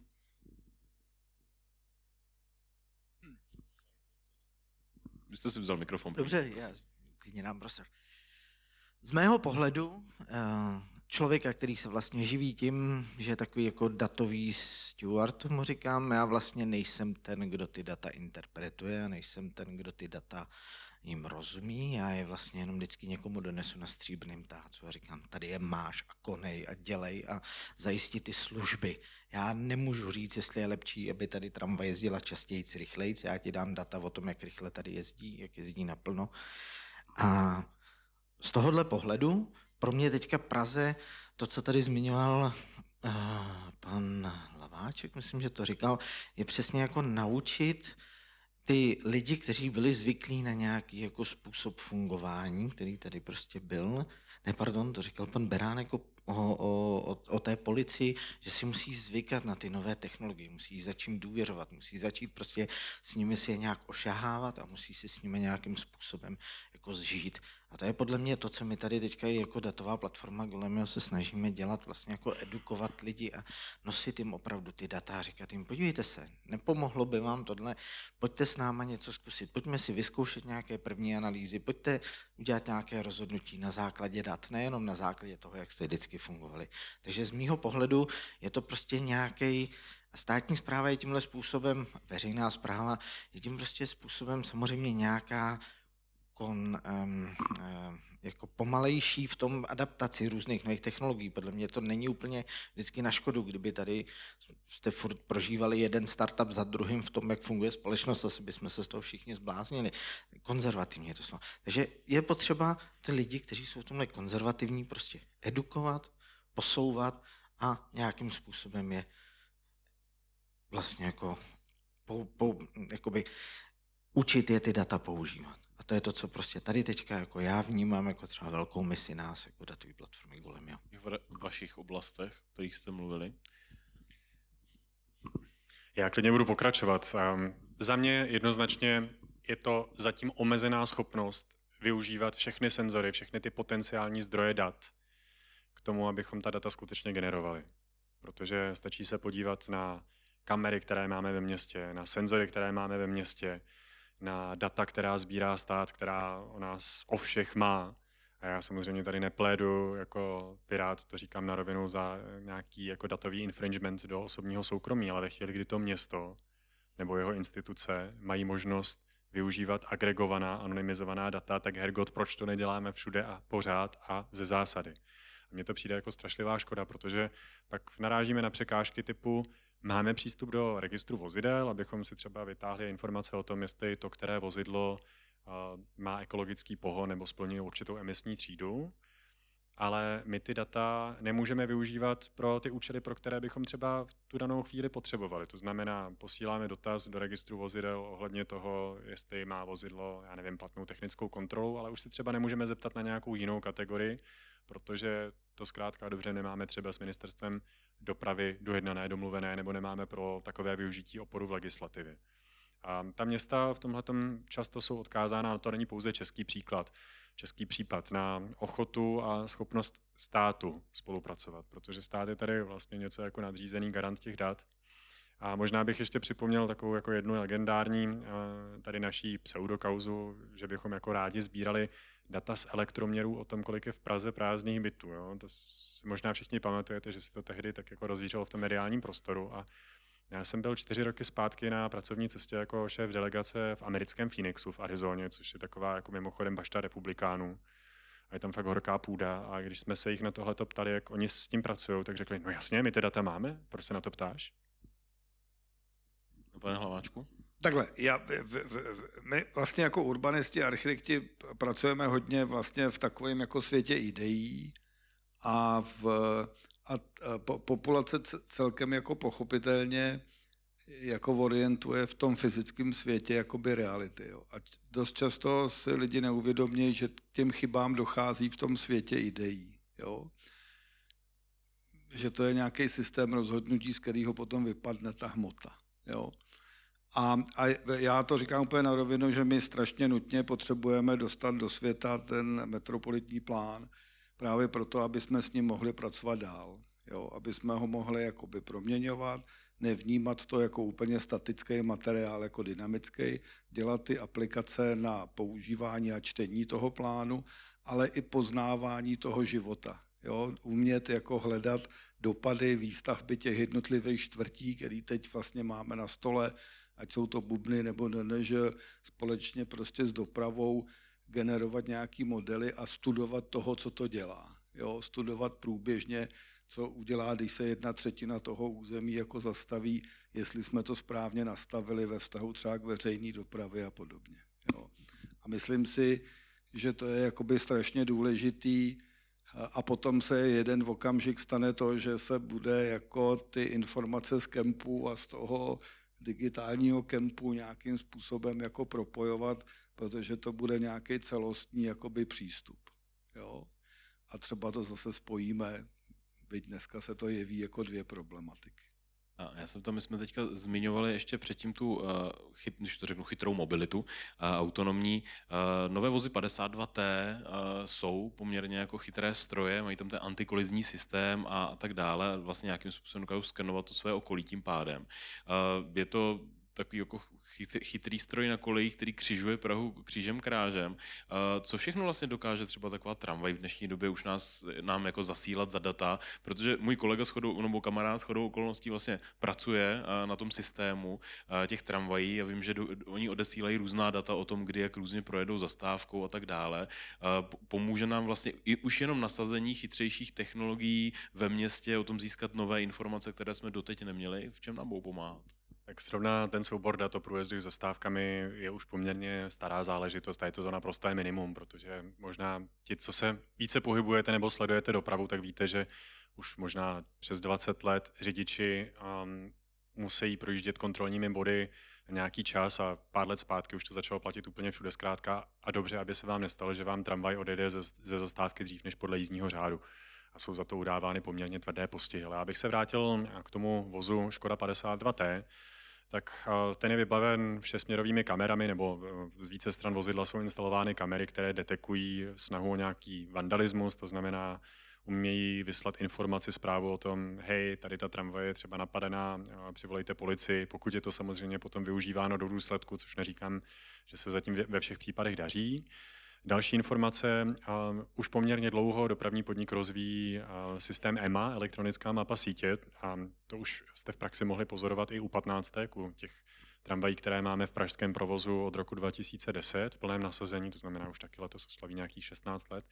Bratru, to utíká, je to rychlý vývoj a tam to vlastně funguje tak, že tramvaje se automaticky přimazávají třeba do intenzivnějších prudších zatáček, nebo pokud vyjíždíte do tunelu v rámci pražské tramvajové sítě na Barandově, podjezd u Bulhara, nebo třeba Vyšehradský tunel, tak ta tramvaj v salonu automaticky rozsvítí osvětlení pro cestující a potom po výjezdu z toho tunelu zase zhasne. A nebo třeba pokud by řidič nedostatečně zbrzdil před nějakou právě prudší zatáčkou, tak ta tramvaj automaticky zabrzdí i za něj. No a teď se dostáváme do té novější generace. Já jsem tady mluvil o té úrovni automatizace u samoředitelných nebo do budoucna samoředitelných aut, tak tady už se právě bavíme o těch antikolizních systémech, kdy tramvaj s nějakou spolehlivostí dokáže detekovat člověka. Třeba když jsem se bavil s instruktory Českých drah na nějakých nových železničních vozidlech, tak tam je to zatím poměrně problematické. Ale dá se říct, že ta tramvaj by už v podstatě úplně sama zvládla třeba projet obratištěm za předpokladu, že by bylo oplocená, nehrozilo by tam nějaké nebezpečí zvnějšku. Nebo také jsme se s kolegou dneska bavili o tom, že ty tramvaje jsou třeba vybaveny nějakými pomocnými lidary, které třeba umožňují automatické parkování v rámci vozoven. Takže ty technologie tady jsou. A v podstatě záleží jenom na nás, jestli a do jaké míry to napojíme na software a jestli potom s těmi daty budeme schopni a ochotní pracovat i dál. Já jsem chtěl právě předat slovo vám, protože mě zajímá, jakým způsobem pak třeba, vy jste to zmiňoval, že bylo skvělé, kdyby lidé měli přístup k těm datům, aby je mohli sledovat a nějakým způsobem je číst, tak zda tohle se propisuje i do vaší práce. Zrovna tramvaje 52T je taky téma, který řešíme v operátorovi. A první věc je vůbec jako skvělý to, že tentokrát už Praha myslela i na to, že ty data, že si nekoupila jenom ten stroj, ten fyzický stroj, to, v kterém jezdíme, ale že k tomu patří právě i ta data, ty senzory a to všechno a ohlídala si to. Není to vždycky úplně zvykem v různých jako samosprávách myslet i vlastně na tuto jako virtuální stranu té samotné věci. Takže to si myslím, že je první krok vůbec jako zajistit si, že ty data můžeme používat, můžeme využívat a můžeme mít. A těch příkladů, který jako v tenhle okamžik naši kolegové jako vymýšlejí, je spousta. Je tady nějaký třeba nápad přesně o tom momentě, kdy se zapíná ten antikolizní systém na té tramvaji, je to samozřejmě zaznamenáno, pokud ta tramvaj zapíná ten antikolizní systém pravidelně na nějakém místě, nemusí to být vždycky tak, že tam jde nějaký chodec, který se prostě omylem někde oskytl, ale může to být třeba chyba toho daného místa a může přesně být tady to místo nějakým způsobem identifikováno a může být prozkoumáno k tomu, jestli tam přesně nechybí nějaké fyzické opatření k tomu, aby tam takováhle situace Ona nenastávala. teoreticky dokáže třeba spočítat lidi na zastávce? Obed jakoby poznat, že je ucpaná zastávka ráno na Biskupcovi, Tak. když projede kolem? Jak zmínil kolega, má kamery. Na kamery se dá nasadit spousta softwaru, který dokáže určit spoustu věcí. Samozřejmě dotýkáme se spousty zase jako různých legislativních omezení a nesmíme prostě zase tady musíme respektovat různé jako ohledy GDPR, ale ty možnosti tady jsou. Dokonce už jsem zaslechl i příklad toho, že se třeba například uvažuje o tom, že jak tramvaj jezdí po městě, tak vlastně ona i nějakým způsobem skenuje i jako širší okolí a dokáže vlastně vidět, jak se třeba mění ulice a třeba ve spojitosti s tématem graffiti a nelegálního jako sprejování budov, tak vlastně ta tramvaj tím, že furt projíždí tu samou trasu, neustále jako mapuje ten samý dům, dokáže si všimnout, že někde něco přibylo a dokáže vlastně jako získat informaci o tom, tady někdo poškodil asi nějakou jako stavbu a s tím už se zase dá nějakým způsobem pracovat, minimálně o tom, že se to objevilo, ale zase třeba s rozpoznáváním obrazů se dá hledat jako, ano, ten grafický styl je podobný tamhle tomu grafickému a dá se tam vymýšlet jako spousta věcí. Když ty data máme, když ty data dokážeme někam dostat, tak aby byly k dispozici, pak je třeba dokážeme ještě otevřít, tak pak už dokážou i lidi jako okolo vymýšlet jako spoustu věcí, které vlastně jako můžou vymyslet a my je pak třeba můžeme převzít do nějakého praktického použití jako ve městě. Já se na to tempo těch inovací ještě potom zeptám. Zeptám se vás, jestli máte někdo ještě dotaz. Mám tady případně dotazy na slajdu, takže můžeme pokračovat tam, ale pokud byste se chtěli zeptat, tak vám dám prostor. Někdo? Tak, výborně, počkejte na mikrofon, dobrý den. Dobrý den, Šimon Fiala. Vy jste tady naťukli to téma přijímání podnětů od občanů a nepadlo tady ještě dneska zmínka o aplikaci Změňte to, kterou já teď nadšeně používám po tom, co jsem zjistil, že musím fotografii zmenšit na méně než 3 MB, aby to tam šlo uploadovat. Ne každý to ví. A můžete prosím něco říct o tom, jakou má roli tato aplikace a jestli se plánuje nějaké její rozšíření, které by umožnilo třeba nejenom mapovat plné kontejnery a rozbité chodníky, ale i třeba zadávat nějaké podněty ke změnám, že tady bych chtěl více zeleně, méně parkovacích míst, sklidněnou dopravu nebo jinou preferenci, která přesahuje tu běžnou údržbu? Já zkusím odpovědět a možná kolega Gloc potom na mě naváže, protože ta upřímná odpověď je teďka taková, že aplikace Změňte to v té současné podobě se dostala do nějaké finální fáze toho svého životního cyklu a my intenzivně přemýšlíme, co s ní dál. Je to aplikace na sběr podnětů nějaké, dejme tomu, první generace, která není příliš interaktivní. Kdo s tím má zkušenost, tak ví, že ten podnět potom je omezeně trackovatelný a když vám přijde odpověď, v podstatě vyrozumění o tom, jak s tím vaším podnětem bylo naloženo, tak vy už nemáte možnost říct, hele, mně se tohle to nelíbí, já bych to znovu rád uploadnul, podobně jako v případě těch opakovaných připomínek do toho územního plánu. Nedej bože, kdyby třeba člověk chtěl říct, jo, vy jste mě sice odpověděli, ale já jsem to myslel úplně jinak, tak vlastně ten podnět budete muset zadávat znovu a to není příliš inteligentní řešení. Ta aplikace vznikla ve chvíli, kdy tady příliš mnoho jiných nástrojů na zadávání podnětů ze strany veřejnosti v tom moderním slova smyslu nebylo. Dopravní podnik, ROPy, ty všichni další aktéři byli třeba zvyklí přijímat podněty od občanů, od veřejnosti už mnoho let prostřednictvím e-mailů, formulářů nebo i telefonu. A takhle to, kdybych se obrátil na příklad, který je mě teďka nejbližší, technická správa komunikací a nějaké připomínkování stavu vozovek nebo třeba vymlácených kostech na chodnících, tak tam dokonce si vedou dlouhodobé statistiky a je poměrně patrné, že ten příjem, pokud se jedná o ty telefonické podněty, dlouhodobě klesá, naopak ty ostatní kanály stoupají. Změňte to v tu chvíli, kdy vstoupilo na trh, kdy bylo zařazeno do katalogu aplikací, tak vlastně mělo ambici stát se nějakým agregátorem pro jednotlivé městské organizace, městské společnosti a dlouhodobě od svého vzniku tady má za sebou nějaký mini tým lidí, kteří filtrují ty podněty, dnes už částečně z využívání nějakých nástrojů umělé inteligence, ale už je sami o sobě neřeší. Oni jsou tam jenom jako ti překladači, co to házejí těma vidlema z té jedné strany na druhou. A tohle to v dnešní době už jednoznačně nestačí. V mezičase velké městské společnosti si vyvinuly vlastní nástroje, které třeba lépe, specifičtěji řeší ty jejich potřeby a změnit to teď zůstává trošku možná stranou pozornosti právě proto, že je stále jenom tím jednoduchým nástrojem té první generace. To znamená, já bych se třeba rád přimknul k té vizi budoucího intenzivnějšího rozvoje, ale bude to stát nějaké peníze a teď se právě vede politická diskuze, jestli jsme ochotní a schopní ty peníze do toho dát. Děkuju.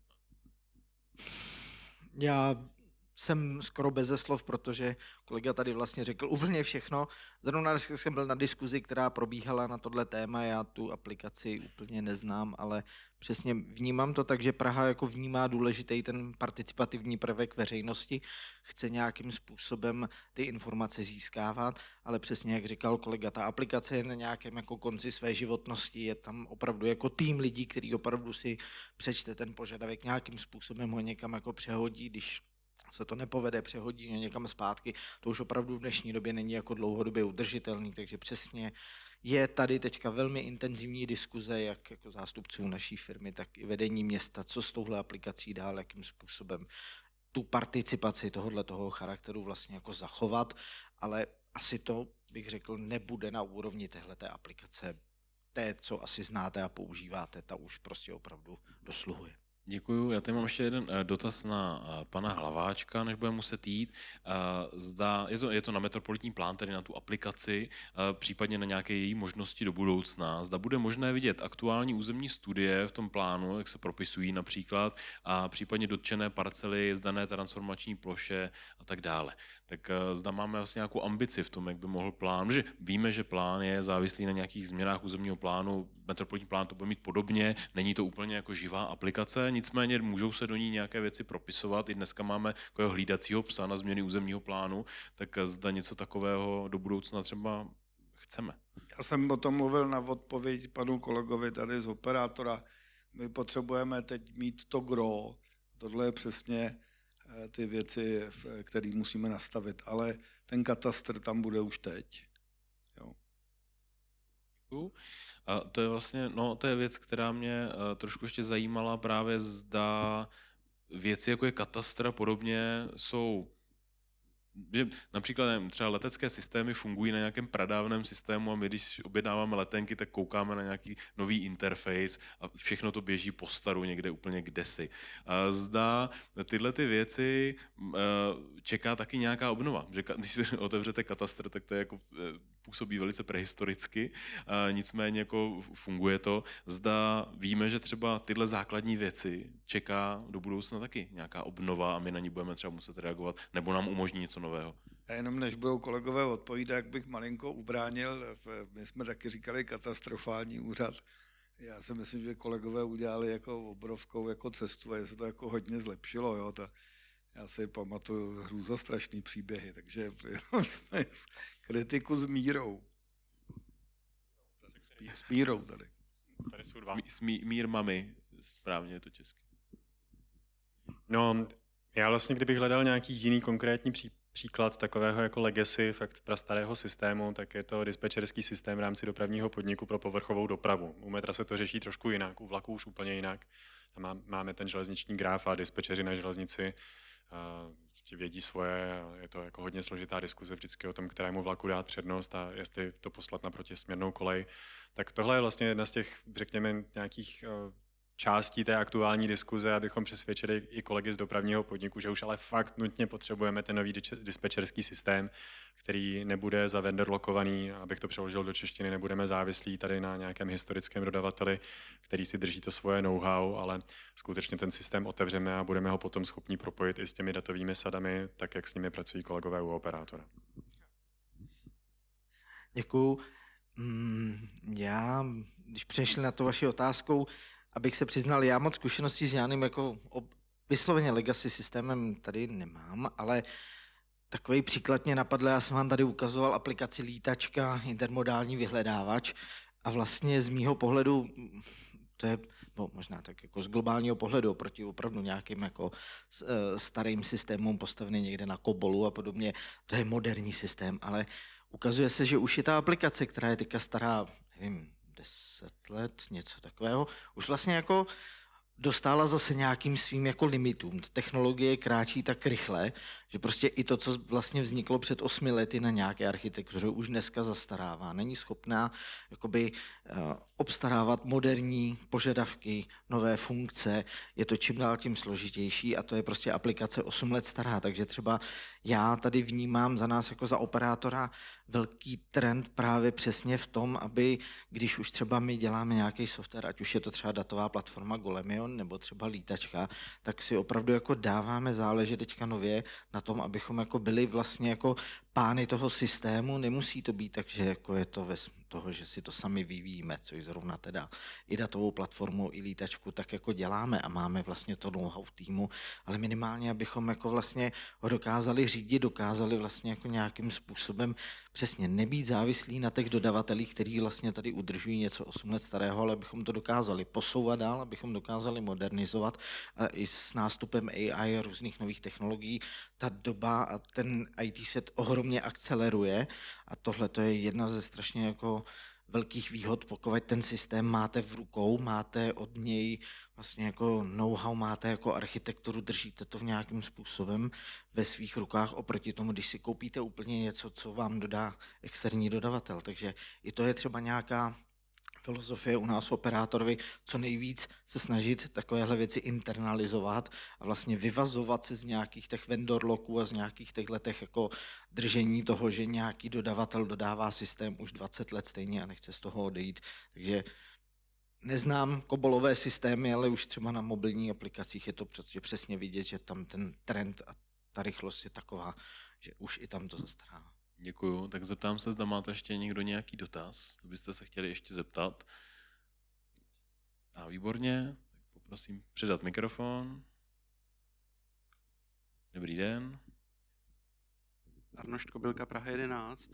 Já jsem se chtěl zeptat, do jaké míry jsou propojené městské části s systémy hlavního města Prahy a do jaké míry vlastně, protože třeba ve státu teď je problém, že jako minimálně ten vnější design každá státní instituce má úplně jiný prostě vnější design těch stránek a v cizině to tak nebývá.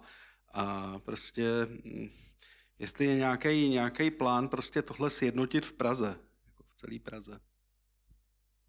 Já můžu možná začít odpovídat, byť přiznám se na rovinu, nejsem povoláním informatik a ta moje znalost je omezená na nějakou praktickou zkušenost, tak jak se pohybuju v tom městě. Ta snaha je tady dlouhodobě, týká se zejména využívání společného železa, protože Praha má svoje vlastní datová centra a využívání zabezpečení. Město, konkrétně odbor informatiky na magistrátu, dlouhodobě tady rozvíjí nějakou celoměstskou strategii, celoměstské systémy a operátor, konkrétně tady zastoupený naším kolegou z datové platformy, což je by the way teda ale úplně jiný department, tak dlouhodobě se tomu snažil jít naproti vytvářením kompetenčních center.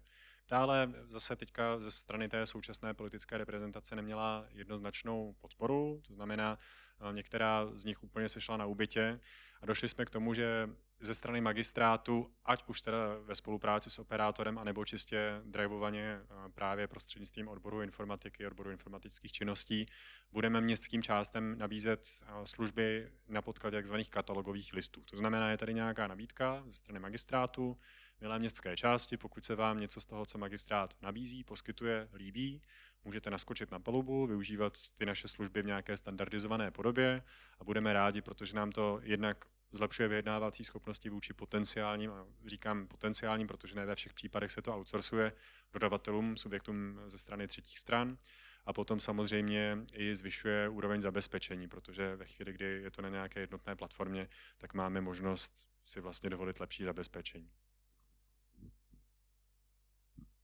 Když tak pan náměstek byl... Já se moc omlouvám, já musím běžet, snad jsem všechno zodpověděl. Nejhorší mě napíšete a moc děkuji, že chodíte. Určitě, já chci ještě vyšťourat, takže děkuju. Pan, Petře, případně to náměstek zodpovíme za Hlaváček. tebe. Ne, já tam mám ještě jedno téma, které jsem chtěl právě vyšťourat, takže nevadí. Jsem chtěl ještě doplnit. jenom Právě doplňte to ještě. odpověď, potvrdit vlastně, co tady hovořil kolega. A je to přesně tak, třeba my z datové platformy na tohle máme opravdu jako velmi přesně jako přístup, jakože datová platforma je placená hlavním městem Prahou, ale naše služby my běžně nabízíme i městským částem a nabízíme jim prostě vlastně jako máme nějaká data, nehodili by se vám, pojďme spolu nějakým způsobem spolupracovat. Dokonce funguje i takový institut, že pokud sama městská část přijde a něco by ráda chtěla, tak my jim vlastně můžeme naše služby nabídnout, máme prostě tak velkorysé vedení a tak velkorysé prostě jako způsob, že opravdu městské prostředky jako hlavního města Prahy můžeme třeba takovým způsobem jako investovat i do spolupráce s městskými částmi a pokud by se tady rozjedl nějaký větší projekt, tak třeba existuje takový institut, že když se shodne více městských částí na nějakém jako jednom řešení, tak i dokonce hlavní město Praha bude pak jako tohleto řešení třeba právě jako zajišťovat a nějakým způsobem řídit. Existuje tady Komise městských informatiků, kde se právě pravidelně schází právě s odborem informatických činností ti informatici z těch různých městských částí a tato témata spolu řeší. Takže v momentě, kdy jako vnímám to tak, že když se ta vůle potká ze všech stran, tak to funguje. Samozřejmě občas se vyskytnou případy, kdy prostě každý chce mít nějaký specifický příklad, nějaké prostě specifické použití a tam prostě jsou pak ty městské části nebo magistrát velmi jako oddělené a můžou si prostě každý dělat, co chce. A je to vlastně zajímavé téma, protože jak jsem zmiňoval, 57 městských částí, 57 zkušeností, názorů a tak dále. A my se setkáváme i s tím, že některá řešení se třeba na městské části osvědčila, používají se, my o tom třeba ani nevíme a vlastně bychom se mohli navzájem inspirovat. Je tam nějaká zkušenost dlouhodobá s monitorováním čehokoliv a vlastně se pak ta zkušenost nemusí nutně přenášet i dál, byť jsou proto dveře otevřené. A mě zajímala ještě jedna věc, protože my jsme se tady bavili, vy jste to nakousl, AI, pokrok v rámci technologií, vlastně ve spoustě ohledech najednou zažíváme opravdu boom jako ve spoustě věcech, kde jsme doteďka si mysleli, že už jsme jako na hranici nějaké jako inovace, tak se ukazuje, že ne. Za prvé, jakým způsobem teďka vy se díváte na ten trend umělé inteligence nebo té varianty, ve které se zrovna teďka v rámci jejího vývoje nacházíme, co nám umožňuje. A za druhé, jakým způsobem přistupujete k inovacím. Zda jste otevřeni právě tomu, že studenti, fakulty, střední školy, startupy mohou nějakým způsobem přicházet s řešeními, které by nás nějakým způsobem posouvaly. V nějakých platformách to děláte, případně zda se k tomu teprve chystáte? Široká otázka, teď abych zodpověděl všechny ty podotázky, které tam zazněly. Co se týče sledování trendů AI, zrovna asi před 14 dněmi jsem prezentoval na našem řídícím výboru, že jsme dokončili pilot o tom, že vlastně vnímáme, že jak se dřív používaly data, to, že přesně vznikaly nějaké analýzy, nějaké grafy, nějaké dashboardy, to je prostě jako hezké, byť v některých situacích to pro někoho ještě stále je sci-fi, tak pro někoho už je to daily business, ale ta situace se přesně bude posouvat a my jsme přesně dělali pokus o tom vlastně, jestli už dneska můžeme využívat třeba pokročilé LLM modely k tomu, aby vlastně odpovídali nad daty za vás. Takže jsme opravdu jako dali k dispozici nějaká data z datové platformy, napojili jsme na to 4 různé LLM modely, vytvořili jsme nějakou testovací databázi asi 50 otázek, kde jsme prostě znali dopředu odpovědi a ty modely jsme prostě vlastně nějakým způsobem omezovali a různě jim doplňovali informace nebo doplňovali informace, dělali jsme prostě fakt jako pokus. A v tom nejlepším příkladě, když jsme ty modely jako doplnili i nějakými metainformacemi, což je velmi jako důležité, protože oni sami od sebe, když třeba právě jsme to nějakým způsobem porovnávali, jestli ten model, jenom když se koukne do databáze, jestli ty data dokáže určit, tam jsme zjistili, že ta přesnost je třeba okolo 50%, co jsme naměřili. Na druhou stranu, pokud jsme do těch modelů dostali nějaké metainformace, nějakou dokumentaci, nějaké vlastně jako zkus to hledat někde tady, tak ta úspěšnost odpovědí na těch otázek byla třeba 90%. Tohle za nás, my jsme to nevymysleli, my samozřejmě koukáme po světě, co kde jako frčí a jaký jsou prostě trendy. A za nás tohle opravdu je třeba jako jedna z budoucích cest, jakým způsobem vlastně jako ty data budeme nabízet dál. My prostě počítáme s tím, že s rozvojem těch modelů těm lidem bude daleko jako přirozenější s nimi komunikovat a nebudou komunikovat jako poraď mi, co mám vařit k večeři a vlastně jako využívat ho jako nějaký pokročilejší Google, ale budou tyhle ty modely používat právě i pro tohle. Řekni mi, kolik je tohodle, zjistíme, jak to funguje. A pak samozřejmě druhá věc, protože máme v týmu velké množství programátorů, tak u nás už velmi jako je běžně používán jako nějaký asistent pro jako pomoc těm lidem. Zrovna asi před měsícem jsme opravdu jako zvyšovali kapacitu toho, co jsme schopní naprogramovat. My jedeme v agilním prostředí, že máme nějaké 14denní jakoby sprinty, tomu říkáme, kde vždycky 14 dní něco programujeme a dodáváme nějaké ucelené kousky. A nám se asi před 2 měsíci opravdu povedlo, že za ty 2 měsíce ve stejném množství lidí už jsme jako navýšili počet té práce, kterou jsme schopni jako standardizovaně dodat právě díky tomu, že využíváme tyhle ty nástroje právě třeba pro psaní nějakého kódu, kontroly a podobně. Tak a teď jsem zapomněl ty další To byla skvělá odpověď právě na tohle téma, protože pan Beránek to může doplnit, jestli právě pomocí modelů, které jsou k dispozici, je třeba už někde ve světě, nebo jestli u nás je slibné to, že díky AI zjistíme, že někde může být propustnost něčeho lepší. V robotice a v těch dalších oborech se daří aplikovat AI tak, aby vyřešila problémy, kterých si lidé nevšimli nebo které nedomysleli. Slibujete si v rámci dopravy, průchodňování města a tak dále nějakého zlepšení? Už třeba na těch systémech, které dnes No jednoznačně. My už tady máme ten pilot, o kterém jsem hovořil při nasazování AI do plánování, dejme tomu řídících cyklů na křižovatkách, ale jsme ještě poměrně vzdálení od toho, abychom to měli v nějakém skutečně dynamickém režimu, tak aby umělá inteligence byla schopná a hlavně to město, aby bylo připravené v kombinaci se všemi těmi dalšími faktory nasazovat AI pro dynamické řízení v reálném provozu. Jinak jako kdybyste se mě zeptal, jaké já sleduju AI, tak je to kombinace zvědavosti, a možná ne úplně dobrého porozumění některým věcem a současně kombinace jako mírného zděšení, protože ten vývoj jde dopředu skutečně tak jako dramaticky, že já se asi nebojím tady zmínit, jakože jako reálně tady vnímám nějaké ty utopistické vize o tom, že třeba za 10 let už tady vůbec žádné lidstvo nemusí existovat. Jo? A to jsem jako jinak realista a stojím nohama na zemi. Teď tady máme smajlíka, no, tak to jako o tom asi vypovídá, že už nám dochází čas. Zpátky k té dopravě.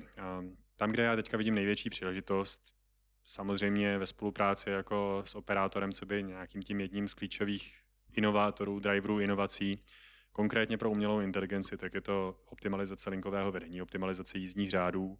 V druhém sledu bych asi zmínil tu autonomní mobilitu, to už jsem taky částečně naťuknul ve chvíli, kdy budeme postupovat v těch úrovních automatizace a samoříditelnosti, tak se dá předpokládat, že ta doprava bude řízena dramaticky jinak, s klesajícím podílem těch, řekněme, lidskými řidiči ovládaných, kontrolovaných aut.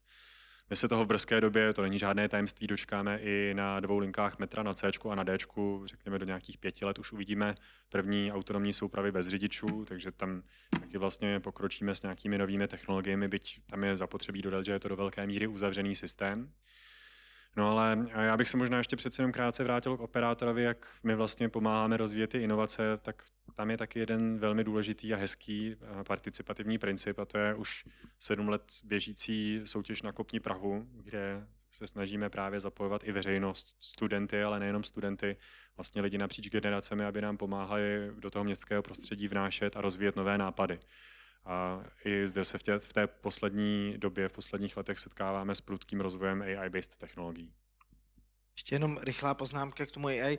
Podle mě to, co jsem tady vlastně zmiňoval i já, strašně úžasný princip je to, když vlastně město zveřejňuje svoje data, tak pak spousta lidí, kteří třeba do dneška neprogramovalo, může tyhle ty modely nebo tyhle ty asistenty používat k tomu vlastně, aby ty data k něčemu efektivně využili právě pro svůj case.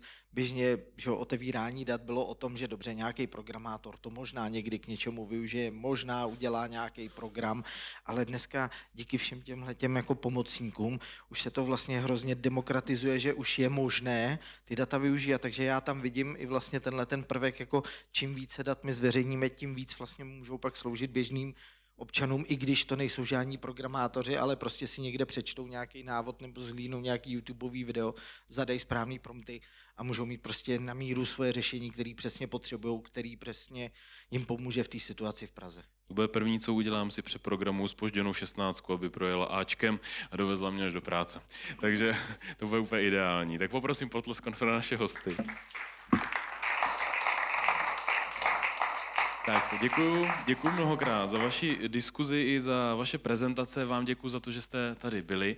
A připomenu důležitou informaci. Kemp bude na konci června zavírat a budeme se stěhovat i s Institutem plánování a rozvoje. Do 17. května můžete navštívit výstavu Devade a potom od konce května budeme zpřístupňovat archivní výstavu, kde budeme ukazovat výstavy, které jste možná nestihli od roku 2017. No a potom 25. nás bude čekat závěrečná akce, taková rozlučka, takže dejte si pozor, abyste o nic v programu nepřišli a sledujte nás během léta a od podzima snad na novém místě. Takže mějte se zatím hezky a těším se, že se tady ještě potkáme. Dobrou noc.